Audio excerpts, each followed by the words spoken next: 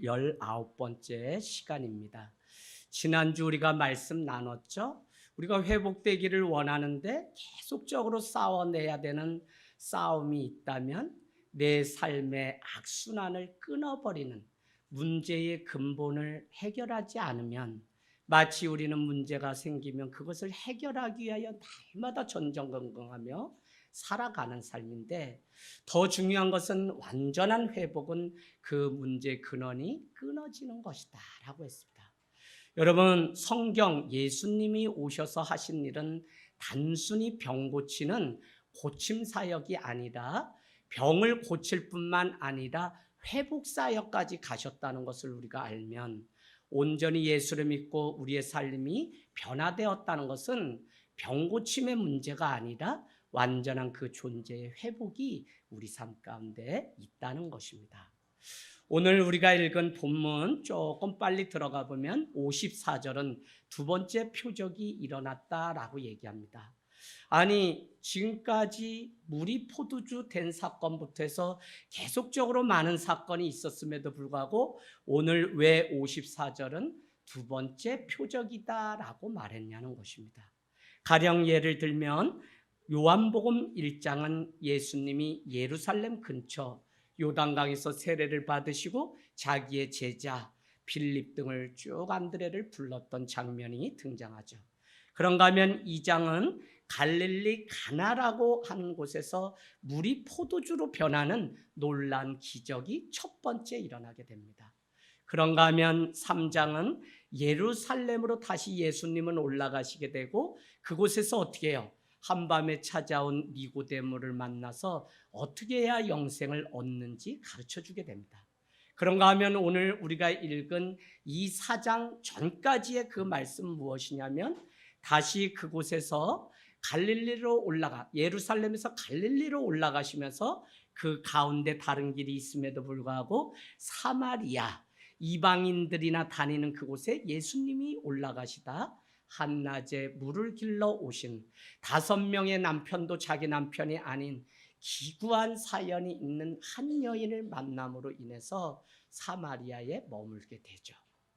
자, 그러면 오늘 5장에는 무슨 말씀이기 때문에 두 번째 표적이라고 말씀하고 있냐면, 우리가 읽은 말씀의 43절에 보니까 이틀을 더 지내고 나서 어떻게 해요? 갈릴리 가나로 올라가서 오늘 왕의 신하의 아들을 고치는 일이 두 번째 표적이라는 거예요. 다시 말씀드리면 갈릴리 가나에서 일어난 두 번째 표적이라는 거예요. 많은 표적이 있었지만 첫 번째는 물이 포도주로 변하는 첫 번째 사건, 오늘은 이 장면이 갈릴리 가나에서 일어난 두 번째 표적이라는 것입니다. 여러분, 그런데 오늘 말씀은 재밌게도 44절은 이렇게 얘기합니다. 선지자는 고향에서 대우를 받지 못했다라고 얘기합니다. 가령 쉽게 얘기하면, 저기 고향에 가서 제가 개척을 했는데 다 누가 뭐라고 얘기하냐면, 저기 원규 아들 제약이 아니요 라고 얘기하면서 동네 사람들이 쉽게 말을 할 거라는 것이죠. 오늘 마리아와 요셉의 몸에서 태어난 예수님의 그 상황을 다 알고 목수의 아들인 것을 알기 때문에 사람들은 그의 신적 능력보다 그냥 인간 예수로 생각하기 때문에 대우받지 못할 확률이 많이 있는 것입니다. 45절로 가보실래요? 예수님의 고향 갈릴레아인들은 예수님이 오신 것을 보고 영접합니다. 그런데 때마침 이 영접하는 갈릴리아 사람들은 누구냐면, 얼마 전 있었던 유월절이라고 하는 명절에 예루살렘에 갔다 예루살렘에서 예수님이 표적을 했던 기사를 일으켰던 일들을 보고 왔던 사람들이에요. 그러니까 그 사람들은 우리가 저 예루살렘에 가서 나사렛의 목수인 예수를 만났는데, 갈릴리의 나사렛이라고 하는 척박한 땅에 있는 그 사람을 만났는데, 그 사람이 예루살렘에서는 표적과 기사를 행했는데 오늘 이곳에서도 그 일이 가능한지 한번 지켜보겠다고 하는 심사가 그 안에 있었을 겁니다. 그러니 이곳에서도 우리를 위해서 한번 표적, 기적을 한번 만들어 보세요라고 요청하는 일들이 있었을 것이고, 오늘 그 가운데 두 번째 표적이 일어났다는 거예요. 여러분 46절 가보세요. 46절은 이런 가운데 또 하나의 사건이 등장하는데 그것이 뭐냐면 왕의 신하의 아들이 아픈데 그 아픈 정도가 어떻게 되면 다 죽게 되었다고 얘기해. 다 죽게. 그냥 아픈 게 아니라 열이 뭐 조금 나는 게 아니라 다 죽게 될 정도로 그래서 그는 가버나움이라고 하는 또 떨어진 곳에서 갈릴리 가나에 예수님이 오셨다는 이야기를 듣고 내 아들을 고쳐주세요 하고 찾아온 왕의 신하. 이름은 나오지 않습니다. 지금 이거 좀 지도를 펴놓고 하면 너무 좋은데 이해가 되시겠어요? 지금 가버나움에서 갈릴리 예수님께 자기의 아들을 고침받으려고 갈릴리 가나로 가버나움에서 오게 된 것입니다. 그렇다면 여러분 여기에 왕의 신하라고 되어 있는데 그 왕은 누구인지를 우리가 알면 더 이해하기가 좋습니다. 그 왕의 여러분이 이렇게 써놓으실래요? 헤롯 안티쿠스라고 써놓으세요. 헤롯 안티쿠스. 우리가 잘 아는 헤롯이라는 이름은 성경에 4번 등장하는데 예수님을 낳자마자 죽이려고 했던 헤롯은 헤롯 대제라고 얘기합니다. 일대니까 대제. 거기서 나와서 오늘 이 헤롯은 헤롯 안티쿠스라고 하는 자입니다. 헤롯 안티쿠스는 더 정확히 알려면 마가복음 6장으로 가보세요. 마가복음 6장 17절에서 이렇게 설명을 쭉 해놓습니다. 그 헤롯이라고 하는 안티쿠스는 어떤 사연이 있냐면 자기의 동생 빌립의 아내 헤로디아를 아내로 이렇게 취했던 자입니다. 이해되시겠어요? 제수 씨와 결혼을 했다는 거예요. 그래서 이 장면을 보았던 세례 요한은 어떻게 하냐면 그거 잘못입니다 라고 얘기했더니 세례 요한을 옥에 가두는 일들이 생기게 되죠. 자, 그런데 이 헤롯 안티쿠스는 어느 정도의 문제 있는 사람이냐면 그 헤로디아라고 하는 빌립의 아내 처제 이름이 헤로디아인데 그의 딸인 살로메와도 나중에 결혼을 해요. 그러니까 이게 뭐 근친상간을 뛰어넘어서 완전히 콩가루죠, 콩가루. 근데 오늘 마가복음 6장 17절 아래 23절에 가면 무슨 사건이 나오냐면 그날 헤롯이 생일인데 잔치가 크게 열렸는데 기분이 좋았던 헤롯은 살로메에게 뭐라고 얘기하냐면 딸이죠. 딸인데 뭐라고 얘기하냐면 너의 소원이 뭐냐. 너의 소원을 말하면 내가 이 나라의 절반이라도 너에게 주겠다라고 했더니 헤로디아와 또 이 살로메가 가서 둘이 의논한 끝에 옥에 있는 세례 요한의 목을 은쟁반에 가져오십시오 라고 얘기하는 거예요. 그래서 마가복음 이렇게 읽어보면 얼마나 이 헤롯 안티쿠스가 난처했는지 근심했어요. 그러나 자기가 약속했던 맹세기 때문에 그와 같이 하라고 명하고 우리가 잘 아는 세례 요한은 그날 목이 베어 죽임을 당하는 일들이 있게 됩니다. 여러분, 오늘 등장하고 있는 왕의 신하, 그의 삶을 보면서 우리는 누구나 절망을 경험하는 것이 이 땅의 삶이구나라는 생각을 하게 됩니다. 자신의 한계 때문에 절망도 하지만 있어야 될 것이 없는 부재와 결핍 때문에 우리는 많이 괴로워하죠. 그런가 하면 예상하지 못한 절망이 누구에게나 찾아오기 때문에 이 땅의 삶이라고 하는 것은 자유함이 없구나라고 하는 것을 우리는 볼 수 있어요. 헤롯 안티쿠스의 왕의 신하라면 그는 귀족일 뿐만 아니라 많은 권력을 가진 자입니다.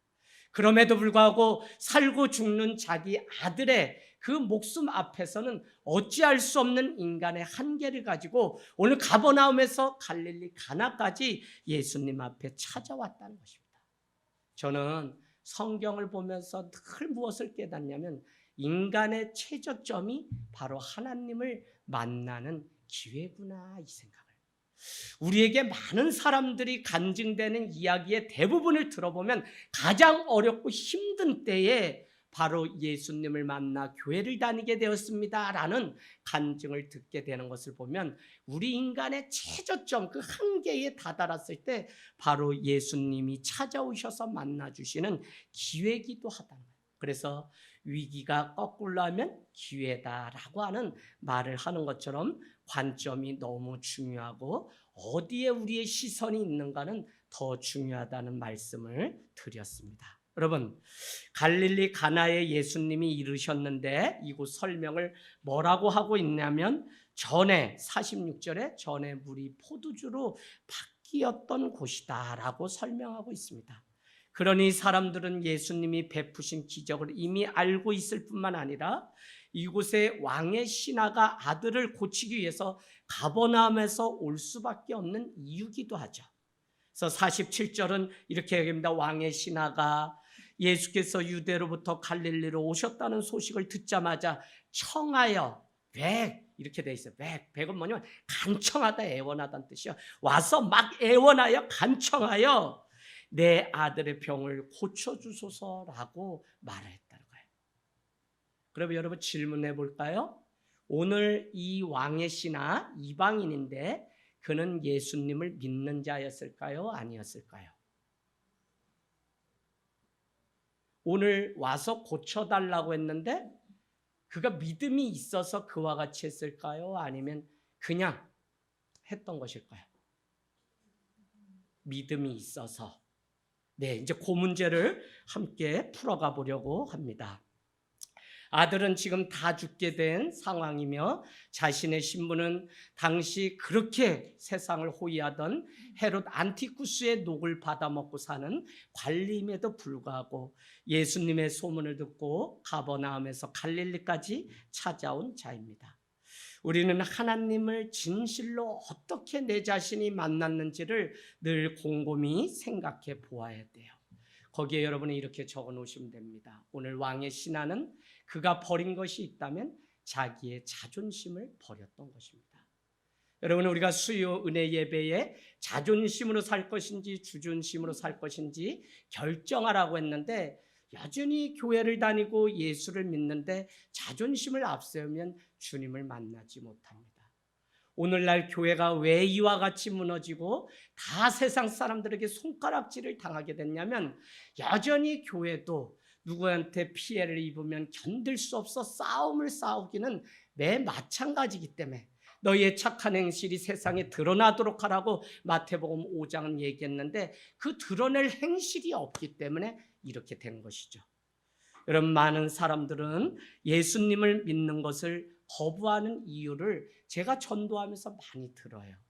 그 이유는 사람이 얼마나 약하면 병들고 아프고 힘들 때 그 하나님께 가서 의지하고 고쳐달라고 하냐. 나는 내 자존심상 다니면서 그런 일 당했으면 내가 그럴 수 있는데 다니지도 않다가 그 일 때문에 내가 교회 간다? 나는 허락할 수 없다라고 하면서 자기의 자존심을 말할 때가 있습니다. 여러분, 우리가 신앙생활을 하고 장성한 분량에 이르러 어른이 된다는 것은 자기의 자존심을 버리고 주존심으로 사는 것입니다.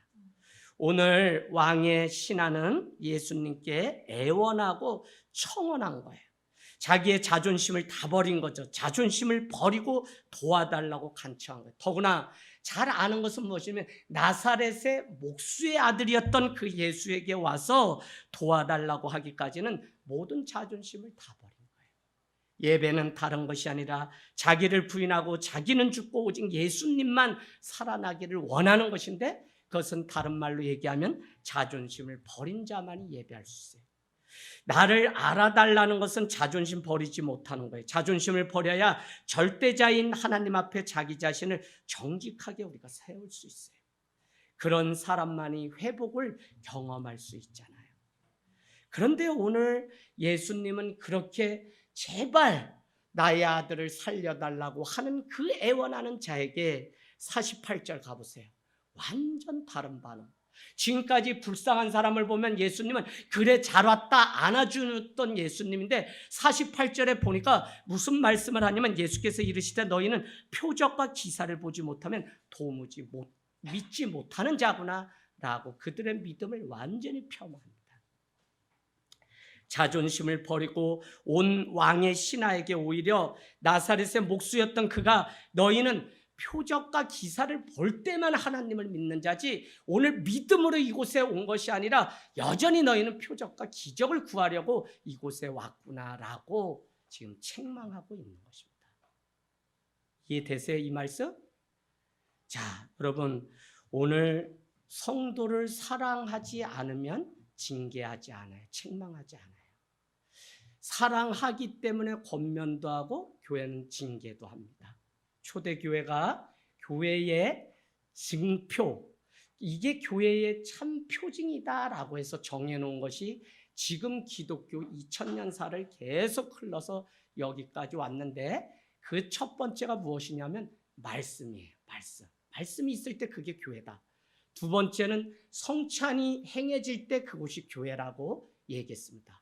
세 번째는 뭐가 있냐면 권징이 있었어요. 권징이 빠진 교회는 썩어 없어져서, 지난주에 여러분께 말씀드린 것처럼 하늘에서 내려주는 생명의 떡을 먹는 교회가 아니라 다 자기 마음대로 하고 싶은 대로 살아가는, 그러니까 예배를 온전히 드리질 못해요. 여러분, 이 말씀 여러분 사랑해서 드리는 거예요. 자존심 버리지 않으면 여러분 우리가 온전한 예배를 드릴 수가 없어요. 제가 13년 동안 하늘땅교회를 글을 썼어요. 목회신학 하늘땅교회에 있는 것, 권징, 징계라고 썼어요. 그럼 목사님, 징계를 어느 때에 합니까? 왜 합니까? 많은 거 이야기했어요.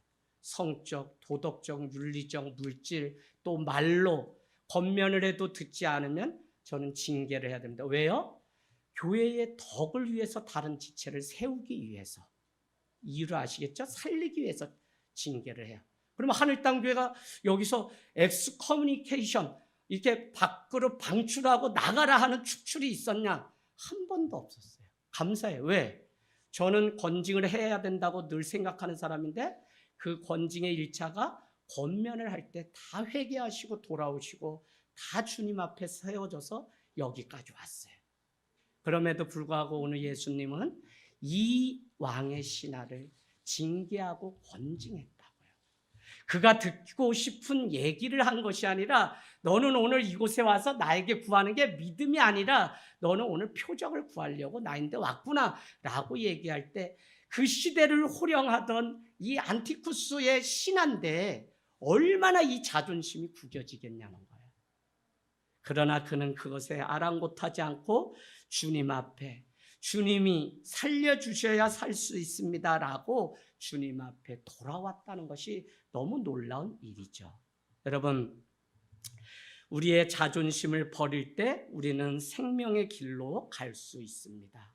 제가 이번 주에, 지난주에 읽은 책의 글귀에 이런 글귀가 딱 있는데 너무 마음에 와닿았어요. 누구나 갈 수 있는 길이 준비되어 있지 않다. 너가 걸어가는 삶이 곧 길이다 라는 거예요. 그래서 제가 여러분께 말씀드리는 거지만, 예수님 믿고 우리 자녀라도 내가 떠밀고 뭐 해서는 한계가 있어요. 이 아이가 자기의 삶을 드리는 그 길을 가면 그게 바로 나중에 길이 나는 거예요. 하늘땅교회를 여러분 기도하고 지금 함께 일을 하자는 거, 제가 믿지 않는 거 있어요. 10년 뒤에 뭐 많이 헌신할게, 교회 짓겠다는 분이 우리 교회 안에도 10분이 계세요. 여러분, 땅을 보고 오셨다고 하는 분도 몇 분 계세요. 이게 우스갯소리가 아니라 진짜로 그래요. 근데 제가 안 믿어요. 그냥 대놓고 얘기하지만. 오늘 여러분, 내 마음이 어느 곳에 있는지가 너무 중요해요. 길은 지금 내는 거예요. 그래서 저는 하늘땅교회가 1층 간다? 길 내려고 해요. 이웃이 오는 그 자리에 등이라도 밝히. 여기 산 밑이라 어두워요. 그래서 모기 새끼 엄청나더라고요. 그런데 그곳에 등이라도 밝히고, 2단이 오면 3단이 오면 어때요? 다 뭐 그런 사람들 복음이 필요해서 오는데, 저는 그런 사람들 두렵지 않아요. 왜요? 제 안에 복음이 있는 것을 저는 늘, 그래서 많은 이단들과 교제를 하고 만나면서 뭐 사진 보여줘야 여기 옥수형 있네? 뭐 이렇게 만희형 여기 왜 앉아있지? 이렇게 다 제가 그냥 하면서 그분들 돌아올 수 있도록. 너네 곧 망한다. 왜? 말씀이 없기 때문에. 교회도 말씀 없으니 곧 망하는데 교회들은 왜 살았냐? 우리는 말씀이 있는 교회가 있는 거지. 너네는 말씀 있는 게 아니라 너네 교리를 짜집기 하기 위해서 말씀을 이리저리 이용하는 자들이기 때문에 너네는 말씀이 없다. 그래서 제가 말씀드렸잖아요, 여러분. 청년 2명이 저를 포교하려고 신천지 가다가 제 얘기 듣고 맞다 우리 곧 망하겠다 그러니까 딱 낚아채 가더라고요. 여러분, 정말 길을 내는 그 일, 생명의 길을 우리가 준비해야 됩니다. 오늘 이 주인공 왕의 신하가 나 자신이라면 여러분은 어떻게 하시겠어요? 아들은 다 죽게 됐어요. 거의 죽게 됐어요. 그래서 내가 모든 자존심 버리고 와가지고 살려주세요라고 애원했는데 그것조차도 오늘 뿌리친 거예요. 너가 믿음으로 왔어? 믿음도 없는 이놈아 라고 얘기하면서 그냥 세상 사람들이 뭐 기적 보여주세요 하는 표적과 기적을 구하는 거구나 라고 그렇게 책망했다는 것입니다. 여러분, 오늘 왕의 신하는 그럼에도 불구하고 진실의 앞에 섰어요. 교회 신앙 용어 어렵게 말할 거 없어요. 우리가 성실한 삶, 그게 믿음입니다. 진실하게 그분 앞에 서는 게 믿음이에요. 어디서? 내가 혼자 있을 때, 다 전쟁을 가고 이제 예루살렘에 법궤가 돌아왔을 때 다윗은 홀로 있을 그때에 범죄했던 자입니다. 홀로 있는 그때도 코람데오 신앙을 가지고 주님 앞에 정직하게 성실하게 직면해서 살아내는 그 삶을 오늘 왕의 신하는 했다는 것입니다. 자신의 한계를 가지고 자존심을 버리고 정직하게 주님 앞에 왔어요. 예배는 영과 진리로 예배하는 것입니다. 영은 성령이에요. 거룩한 성령. 진리는 알레떼야, 진리입니다. 거룩한 말씀. 우리가 예배 앞에 왔다는 것은 거룩한 말씀과 성령 앞에 나 자신을 직면해서 세워야만 생명의 말씀을 가지고 가는 거지. 오늘 이곳에 와 있어도 여러분 말씀 없으면 다 오늘 저녁부터 가서 세상 위에서 사는 거예요. 교회들이 얼마나 형편없는지 무너졌지. 여러분 잘 들으셔야 돼요. 극장요 5분 전에 이미 광고 전에 다 입장해요. 여러분 예배 잘 준비해서 들으셔야 돼요. 하물며 세상도 이런데 왜 교회라는 곳은 이렇게 질서가 없고 뭐 하냐고요. 이해되시겠어요? 영과 진리 앞에 우리가 서는데 그럴 수 없어요. 내 자신의 가치를 높이 생각한다면 내가 지켜야 될 그 진리를 지켜내고 거룩한 성령 앞에 내 자신이 먼저 서는 그 일을 반드시 해야 돼요. 자, 여러분, 왕의 신하는 예수님을 믿는 사람이 아니에요, 여러분. 단지 기적과 표적을 구하는 자예요. 그래서 예수님은 오늘 너가 내게 온 것은 믿음 때문이 아니라 표적과 기사가 필요해서 온 것이구나 라고 지적한 말씀이 오늘 48절 말씀인 것입니다. 갈급함과 목마름으로 하늘에서 내려오는 생명의 떡을 먹기 위해서 진실함으로 주님 앞에 우리가 서잖아요. 몸만 와서 드리는 예배가 아니라 우리는 주님의 그 거룩하신 말씀과 성령 앞에 우리가 진실함과 정직함으로 서는 것이 신자의 삶입니다. 오늘 내가 진실함으로 주님 앞에 서지 않으면 예수님 앞에 나온 이유는 결국 나의 욕망을 채우기 위한 표적과 기적을 구하는 일에 불과해요. 교회를 우리는 뭐라고 정의합니까? 주님의 피값으로 사신 교회. 그러면 교회를 올 때마다 주님이 피값으로 사신 교회 그 보혈을 생각할 때마다 내가 얼마나 큰 은혜로 살아가는지 그 십자가를 바라보고 기뻐할 수밖에 없어요. 그게 예배예요. 그래서 예배는 여러분 뭐라 그랬죠? 감사. 나를 살려준 감사. 또 하나는 기억. 2000년 전에 나를 위해서 죽어주신 십자가의 사건을 기억하는 게 예배예요. 또 하나는 뭐예요? 나도 그와 같이 가서 살겠다고 하는 재현, 결단이죠. 재현. 또 하나는 미래 장차 맛볼 하나님 나라의 사건을 오늘 여기서 미리 앞당해서 맛보는 게 예배예요. 그래서 예배는 그게 성찬식이죠. 그래서 오늘 예배 드리지만 시간과 공간을 초월해서 드리는 것이 바로 예배예요.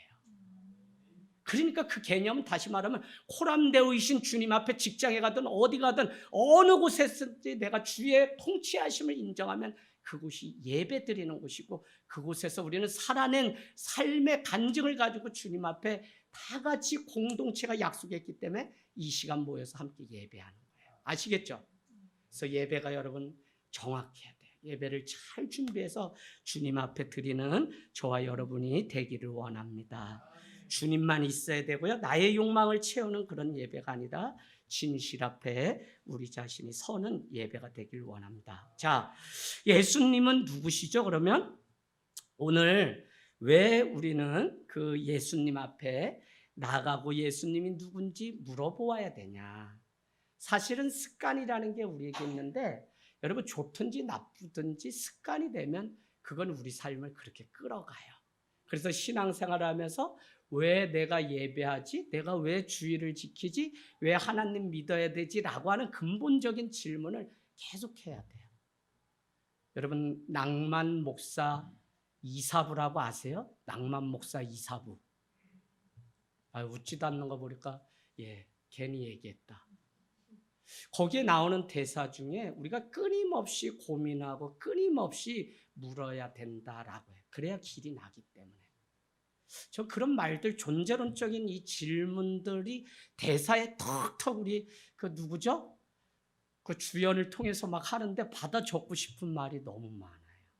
참 믿는 우리에게도 이와 같은 말들이 꽉 와서 찌를 때가 있어요. 여러분 이제 다 끝났어요. 재방송 다시. 아내를 사랑한다면 남편들은 오늘부터 재방송 하나씩 해서 한 26, 7 그래서 같이 사랑하기 때문에 영화도 봐주는 거고 사랑하기 때문에 드라마도 같이 봐주는 거예요. 그래서 오늘부터 꼭 보시면 신앙에도 저는 도움이 될 거라고 봐요. 자, 그래서 예배는 나의 욕구를 채우는 시간이 아니라 표적과 기사를 구하는 시간이 아닌 거예요. 제가 이번에 많은 회개가 있었어요. 단순히 1층 가는 게 하나님 예배 좀 편하게 드릴 수 있게 해주세요 라는 마음이 사실 컸습니다. 그런데 기도하면 할수록 하나님이 1층을 내려가야 되는 이유는 더 낮은 곳에 가서 사람들을 만나, 즉 다시 말하면 더 사랑하라고 1층으로 가라는 거라는 거예요. 그러다 보니까 뭐도 있어야 되고 막 이런 거 따지지 않고 가서 의자만 피고 그냥 그곳에서 예배 드릴 수 있으면 된다는 단순한 마음으로 제가 지금 바뀌었어요. 그래서 얼마나 자유한지 몰라요. 그냥 오늘이라도 저기 가서 조명 물론 깨끗하게 해야 되지만 다 불 들어오고 다 해요. 그리고 아마 우리 성도님들은 훈련돼서 저기 가서 그냥 의자 가지고 내려가서 예배합시다 그러면 하실 것 같아요. 제 믿음이나요? 할렐루야. 그냥 그곳에 주님이 계시니까. 새로 오신 성도가 와가지고 이 사람들 뭐 하는 거냐. 우리는 이미 오산의 신천지로 소문이 났어요. 그래서 전 상관없어요. 왜? 논뚝길 걸어가면서 자연신방 다음 주에 우리 뒷산 할 텐데 다 사람들이 보면 저 사람도 이상해 보이거든. 자기들끼리 막 가다가 웃다가 뭐 신발 벗어서 사각개짝에다 넣고는 막 걸렸다고 막 난 안 걸렸다고 박수치고 그러더니 좀 있다가 누가 당한 사람이 가서 쭈쭈바 사가지고 와서 또 자기들끼리 막 돌려서 먹으면서 웃으면서 이러다 기도하고 찬양하고 없어지니까 저 사람도 무슨 신흥종교인가 그렇게 보는 사람들이 있어요. 여러분 남이 보는 내가 아니라 내가 보는 내가 정말 정확해요. 그래서 나 삶의 이중성의 노예가 아니라 정말 하나님 앞에 선 내가 누구인지를 날마다 보는 이 훈련은 우리가 평생 가야 되는 거죠. 그래서 돈을 위해서 기도한다? 아니더라고요. 하나님이 더 낮은 곳에 내려가서 더 사랑하라고 이 1층을 주신다면 우리가 해야 되는 것은 저곳에 가서 어떻게 해야지 더 사랑할 수 있지? 지혜와 방법 주세요. 그러다가 그냥 몰래 나중에 우리가 하기 그러니까 그냥 옆에서 훈수 두는 겁니다. 철거 아저씨 이 앞도 이거 그냥 쳐가세요. 주인이 말 안 했는데 그냥 쳐가는 거예요. 그래가지고 우리가 쳐갈 필요는 없이 다 제가 작업을 그 대신 뭐 물 청소하고 매일 저희도 땀 흘리고 다 했어요. 폐기물도 6대인가 7대 나갔어요. 자 여러분 저는 오늘 말씀을 마치면서 신앙의 순서는 바뀌면 안 돼요. 제가 한번 얘기를 해볼게요. 순서가 바뀌면 우리가 그 기회나 때를 놓치게 되더라고요. 그 지금 더 중요한 일이 있고 더 집중해야 되는 일이 있는데 제가 하나님이 이게 집중해야 되고 하나님 마음은 저 뭐 돈이 필요하다 이거보다 정말 우리가 더 사랑하기 위해서 어떤 마음으로 우리가 하나 되어서 가야 되는지 이거를 오히려 원하세요. 저는 그러려면 우리가 같이 기도하고 함께 하나님이 주시는 꿈을 꾸면 될 것 같아요. 할렐루야. 그래서 여러분 걱정 하나도 하지 마세요. 이미 다 준비됐어요. 어디까지 준비됐냐? 깜짝 놀랐어요. 반석 위에 1층이 있더라고요. 사장님 이게 뭐예요? 왜 물이 이렇게 많아요? 목사님 집수장에 왜요? 이거 그 반석 위에 돌덩가리 위인데 이 지하수가 있기 때문에 이거 버리지 않고 이렇게 받아가지고 청소할 때 쓰신다는 거예요. 야 이거 성경적이네. 베드로 믿음의 반석 위에 물이 새는 그 반석 위에 생명의 이 샘 위에 1층이 있었구나. 이 건물이 지금 우리가 몰랐지. 떠 있는 거구나. 저는 하나님의 일하심이 있을 거라고 믿어요. 우리가 회의를 하는데 목사님이 그래요. 목사님 2층에 1층에서 끌어서 인원이 많이 차면 이곳에 그대로 앉아서 예배를 드려야 되는데 선작업을 어떻게 할까요? 낙도야 그럴 거면 니네가 또 이렇게 해서 개척을 나가야지. 그렇게까지 우리가 할 거 뭐 있냐. 교회는 100명도 지금 다 한눈에 안 보여가지고 내 혼자 하냐고 쩔쩔매는데. 여러분 하나님은 일하세요. 계속 일하세요. 그럼 교회가 교회 세우고 목회자가 목회자 세우고 또 여러분도 10년 되면 자원해서 또 교회가 세워지는 곳에 가서 오산 22개동에 하늘땅교회가 세워져서 서로 연합해서 경쟁하지 말고 서로 세워가는 이 교회. 그러나 하늘땅교회가 또 헤드쿼터 본부가 돼야 되니까 머지않아서 5년 안에 저기 땅 보러 가야지. 땅. 그래서 이렇게 가서 같이 뛰어노는 교회 됐으면 좋겠다는 마음이 늘 있어요. 저한테 전화하시지 마시고 목사님 뭐 어떻게 되나요? 막 걱정이 돼서 처음 오시면 그래서 저에게 지금 자기 부인은 다른 거 아니더라고요. 더 천천히 이 일을 진행하는 건데 하나님이 놀랍게 천장에 다 도배를 해서 붙여놔 버리면 선을 빼고 넣고 할 수 없잖아요. 근데 뭐 옥신각신 하시더니 이거 위 천장까지 철거해서 이렇게 해달라고 해서 요걸 해야지 우리가 뭘 앙카를 받고 열고 선을 빼고 전기 작업을 하는데 위에가 도배가 통으로 합판을 다 붙여가지고 이렇게 돼 있는 데가 아니에요. 그러니까 이거 해줬으면 좋겠는데 하는데 하나님이 하나하나 일본 다녀와서 공사를 해도 해야 되는데 목수를 못 구하는데 그랬으면 좋겠는데 목사님 아직은 뒤에 빠지세요. 온다고도 얘기하지 말고 예 저는 가만히 있을게요. 그냥 이러면서 일들이 진행돼요. 여러분 신앙의 순서가 잘 지켜줘야 되는데 보세요. 목회자는 누구를 위해서 무엇을 위해서 있는 거예요? 목회자는 교회를 위해서 있는 거지 교회가 목회자를 위해서 있기 시작하면 썩는 거예요. 무슨 얘기냐? 교회가 목회자 먹고 살게 하려고 하면 그거 썩는 거예요. 선교와 선교사 한번 얘기해 볼까요? 어떻게 질문해야 될까요? 선교사는 선교를 위해서 있어야 되죠. 근데 선교사를 위해서 선교가 있는 건 아니에요. 이해되시죠? 성도는 세상을 위해서 존재해야지 교회는 세상을 위해서 존재하지 세상이 교회를 위해서 존재하고 저 바깥 사람들이 우리 교회를 위해서 존재해서 우리를 오히려 맞춰라 저 사람들 예수 안 믿으니까 다 지옥 갈 거다 이런 이분법적으로 생각하는 게 우리 안에 여전히 있기 때문에 이 말씀 드린 거예요. 순서 바뀌면 안 돼요 여러분. 신앙의 A가 먼저인지 B가 먼저인지 더 비근한 예로 저희가 10년 전에 개척할 때 한국교회 이렇게 가면 어렵다 해서 커피숍 목회다 도서관 목회다 무슨 목회다 많은 목회다인데 다 문 닫았어요. 그게 뭐죠? 교회 안에 도서관을 할 건지 도서관 안에 교회를 할 건지가 정해지지 않았어요. 순서가. 그냥 하면 되는 줄 알고 했는데 사람이 모이고 또 커피숍을 하는데 매일 그냥 사람 만나서 목회 이게 아니라 일반 전통 목회가 아니라 커피 바리스타가 되니까 다 내려놓게 돼서 지금 많이 내려놨어요. 그러면 나의 정체가 나는 커피숍을 하되 사람들이 찾아와서 한두 사람 만나면서 쉼을 할 수 있는 그런 거를 하고 싶어라는 분명한 정체가 되면 커피숍 커지면 좋잖아요. 근데 목사는 교회 안에 늘 생각이 갇혀서 있다 보니까 이 커피숍이 잘 되고 도서관에 사람 많이 오는 게 어느 날부터인지 싫어지는 거예요. 그 얘기는 뭐냐면 교회론이 순서가 잘못 정해지고 자기가 분명히 정해놓지 않고 하니까 그렇게 되는 거예요. 여러분 우리가 우선순위라는 게 있는데 이런 일들이 살아가면서 보면 참 많이 있는 것을 봅니다. 오늘 표적과 기사가 우선이 되고 내 욕망이 우선이 되면 신앙적인 모든 것은 수단에 불과해요. 우리가 예배하는 거, 기도하는 거 다 내 욕망을 위해서 하려고 하고 심지어 교회 부흥을 해야 된다고 강조하는 것조차 내 욕망을 위해서 해요. 제가 얼마나 재밌는 사람인지 한번 간증을 하려고 그래요. 얼마 전에 광고회사가 전화가 왔어요. 목사님 그 아파트에 엘베에 유리가 있는데 거기에 교회 광고하세요. 이 동네에 하늘땅교회 괜찮은 것 같아요. 그래서 제가 여러분께도 말씀드렸어요. 그렇게 와서 하면 어떨까 하고 수요예배인가 언제 얘기 드렸어요. 그런데 계속 기도를 하는데 지금도 쩔쩔매는데 뭔 사람만 많이 오면 근데 제 마음에 저 새로 옆에 8동이 입주하잖아요. 실스테이가. 거기에 그 사람들이 갑자기 막 50명이 오면 나 이거 감당 못했다. 괜히 후회가 되는 거야. 막 후회가. 근데 여기는 날짜 잡았다 그러고 오산 오는 김에 우리 들린다고 벌써 해가지고 알았다고 했는데 오시잖아요. 그러면서 뭐 오산 장로교회도 하고 누구도 하고 그런데 목사님 뭐 이렇게 하세요. 뭐 그래서 비용도 너무 싸.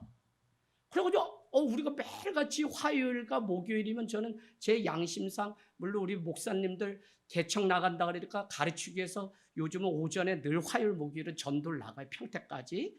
늘 가는데 갔다가 뭐 물도 뭐 이렇게 욕도 먹고 많은 일 경험하니까 에이 거울 하나에 그냥 해놓는 게 낫나? 이래가지고 제가 그냥 하겠다고 딱 그랬는데 마음의 근심이 그거 숫자 많으면 그거 뭐 할 건데 제가 제 얘기하는 거예요. 수단과 목적이 다 바뀌면 이렇게 돼요. 그래서 마음의 불편함을 하나님이 자꾸 주시는데 그분이 딱 오셔서 계약서 쓰지 않은데 너무 불편해요. 안 하면 안 되나요? 막 이 얘기를 해야 되는데 수원에서 또 오셨다는 거예요. 광고회사가. 그러니까 이거 말도 못하고 딱 하는데 표시를 하는데 원동 힐스테이 이러는 거예요. 저기 갈고동인데요. 갈고동 그랬더니 갈고동인가 잘못됐나? 갈고동. 그러면 언제 해요? 그러니까 이번 달에 당장 들어가요. 거기 아직 입주도 안 했는데 그러면 내년 이 시간이면 1년 다 계약 끝나는데 내년에 입주하는 걸 무슨 얘기예요? 실스테이요. 실스테이요. 뭐 어디 얘기하시는? 알고 봤더니 옆에 있는 실스테이. 저기요 우리가 맨날 가가지고 전도하다 이 지칠 정도로 제가 뭐 사탕이고 눈깔 사탕이고 다 준 곳이 실스테이 아파트인데 아니요. 그래서 자연스럽게 무산되는 일이 있었어요. 감사해요, 여러분. 이런 일들을 통해서 뭐가 먼저인지를 저 자신도 늘 깨어서 보려고 애쓰고 있습니다. 여러분, 우리 진짜 믿음 가운데 깨어 있다면 지금 우리가 무엇을 해야 할지 자명해져요. 그래서 믿음 가운데 우리가 깨어 있고 집중하는 일이 너무 필요한데 50절 한번 가보실래요? 50절에 뭐라고 됐냐면 예수께서 이르시되 가라 내 아들이 살아있다 하시니 그 사람이 예수께서 하신 말씀을 믿고 가더니 지금 예수님의 말씀을 믿고 갔다는 거예요. 그럼 믿음 표시해놓으세요. 믿음. 자, 그런데 그 믿음이 어떻게 점차적으로 변화되냐면 53절에 가세요. 믿음도 우리가 말하는 하루아침에 믿는다 해서 믿음이 들어오는 게 아니에요. 53절에 뭐라고 돼 있죠? 한번 같이 읽을까요? 시작.